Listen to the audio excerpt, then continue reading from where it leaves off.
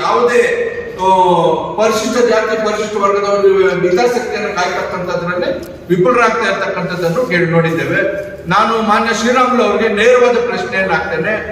ಸ್ವಾಮಿ, ತಾವು ಬಿಜೆಪಿಯಲ್ಲಿದ್ದೀರಿ, ಬಿಜೆಪಿಯಲ್ಲಿ ಬಹಳ ಉಚ್ಚರಾಯ ಸ್ಥಿತಿಯಲ್ಲಿ ಉನ್ನತ ಸ್ಥಾನದಲ್ಲಿ ಇರ್ತಕ್ಕಂಥ ನಿಮ್ಮನ್ನ ತಾವೇ ಮಂತ್ರಿ ಮಂಡಲದಲ್ಲಿದ್ದಾಗ ಯಾಕೆ ನಿಮ್ಮನ್ನು ತೆಗೆದುಹಾಕಿದ್ರು? ತಮ್ಮನ್ನು ಯಾಕೆ ಬಾದಾಮಿಯಲ್ಲಿ ಸಿದ್ದರಾಮಯ್ಯನವರ ವಿರುದ್ಧ ಕ್ಯಾಂಡಿಡೇಟ್ ಹಾಕಿ ಸೋಲುವಂತೆ ಮಾಡಿದ್ರು? ಬಿಜೆಪಿಯಲ್ಲೂ ಕೂಡ ನಿಮ್ಮನ್ನ ಮುಗಿಸ್ತಕ್ಕಂಥ ಉದಾಹರಣೆಗಳು ದಂಡಿಯಾಗಿದ್ದಾವೆ. ಗಾಲಿ ಜನಾರ್ದನ್ ರೆಡ್ಡಿ ಅವರು ನಾಗೇಂದ್ರ ಅವರ ಬಗ್ಗೆ ಮಾತಾಡ್ತಕ್ಕಂಥ ಒಂದೇ ಒಂದು ನೈತಿಕ ಹಕ್ಕನ್ನು ಕೂಡ ಅವರು ಉಳಿಸ್ಕೊಂಡಿಲ್ಲ. ಗಾಳಿ ಜನಾರ್ದನ್ ರೆಡ್ಡಿ ಅವರಿಗೆ ಇತ್ತೀಚೆಗೆ ಬಂದಿರತಕ್ಕಂಥ ತೆಲಂಗಾಣ ಕೋರ್ಟ್ನ ಒಂದು ತೀರ್ಪಿನಲ್ಲಿ 14,000 ಎಕರೆಯನ್ನ ಇವತ್ತು ಜಪ್ತಿ ಮಾಡಿರ್ತಕ್ಕಂಥದ್ದು ಕೂಡ ನಮ್ಮ ಕಣ್ಮುಂದೆ ಇದೆ.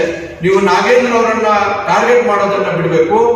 ನಾಗೇಂದ್ರ ಅವರು ನಿಮ್ಮ ಗೆಲುವಿನಲ್ಲಿ ಅವರು ಕೂಡ ಪಾತ್ರಧಾರಿಗಳೇ. ಹಿಂದೆ ನಿಮ್ಮ ಜೊತೆಯಲ್ಲಿದ್ದಾಗ ಮಾತ್ರ ಸತ್ಯ ಹರಿಶ್ಚಂದ್ರರಾಗ್ತಾರೆ, ನಿಮ್ಮ ಜೊತೆ ಬಿಟ್ಟಿದ ತಕ್ಷಣ ಭ್ರಷ್ಟಾಚಾರಿಗಳಾಗ್ತಾರ. ಈ ನೀತಿಯನ್ನ ಬಿಡ್ಬೇಕಂತಕ್ಕಂಥದ್ದು ಕೂಡ ನಾವು ಮಾನ್ಯ ಜನಾರ್ದನ್ ರೆಡ್ಡಿ ಅವರನ್ನು ಕೂಡ ನಾನು ಮನವಿ ಮಾಡ್ತೇನೆ. ಅದೇ ರೀತಿಯಾಗಿ ಇವತ್ತು ಬಿಜೆಪಿಯಲ್ಲಿ ಬಹಳ ದೊಡ್ಡ ಮಟ್ಟದಲ್ಲಿರ್ತಕ್ಕಂಥ ನಮ್ಮ ರಾಜುಗೌಡ ಅವರು, ಅದೇ ರೀತಿಯಾಗಿ ಶ್ರೀರಾಮುಲು ಅವರು, ಅದೇ ರೀತಿಯಾಗಿ ರಮೇಶ್ ಜಾರಕಿಹೊಳಿ ಅವರು, ಇವರೆಲ್ಲರನ್ನು ಮೂಲೆ ಗುಂಪು ಮಾಡತಕ್ಕಂಥ ವಿಚಾರ ಏನಾದರೂ ಮಹಾಕಾವ್ಯ ಭಾರತ ದೇಶದಲ್ಲಿ ಉಳಿದಿದ್ರೆ ಅದು ಮಹಾಭಾರತ ಅಂತಕ್ಕಂಥದ್ದನ್ನು ಹೇಳುವುದರ ಮುಖಾಂತರ ವಾಲ್ಮೀಕಿ ಸಮುದಾಯಕ್ಕೆ ಬಹಳ ದೊಡ್ಡ ಪೆಟ್ಟನ್ನು ಕೊಟ್ಟರು. ಇದನ್ನು ಪ್ರಶ್ನೆ ಮಾಡದ ನೀವು ಬಿಜೆಪಿಯಲ್ಲಿ ಯಾವ ರೀತಿಯಾಗಿ ನೀವು ನಾಗೇಂದ್ರ ಅವರನ್ನ ರಾಜೀನಾಮೆ ಕೇಳಲಿಕ್ಕೆ ಹೋಗ್ತಾ ಇದ್ದೀರಿ? ನಾಗೇಂದ್ರ ಸಾಹೇಬ್ರಿಗೆ ಕೇಳ್ತಾ ಇದ್ದೇವೆ, ನಾಗೇಂದ್ರನ್ನ ಹೇಳ್ತಾ ಇದ್ದೇವೆ, ನೀವು ದಯಮಾಡಿ ಯಾವುದೇ ಕಾರಣಕ್ಕೂ ಕೂಡ ರಾಜೀನಾಮೆಯನ್ನು ಕೊಡಬಾರ್ದು.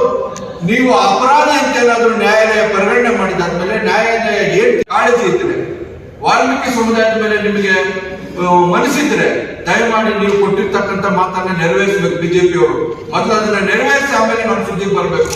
ಬಿಜೆಪಿಯಲ್ಲಿ ಇರ್ತಕ್ಕಂಥ ನಾಯಕರು ಮಧುಕರ ತೀರ್ಮಾನಗಳು ಮಾಡಲಿಲ್ಲ. ನಮ್ಗೆ ಯಾವ ಮೀಸಲಾತಿಯನ್ನು ಹೆಚ್ಚಿಸಿ ನೀವು 7%ಗೆ 9 ಶೆಡ್ಯೂಲ್ಗೆ ಸೇರಿಸ್ದಿರನೆ ಈಗ ಸೋಮಣ್ಣ ಅಂತ ತಗಾದೆ ತೆಗೆದಿದ್ದಾರೆ. ಕಾಡುಗೊಲ್ಲರನ್ನ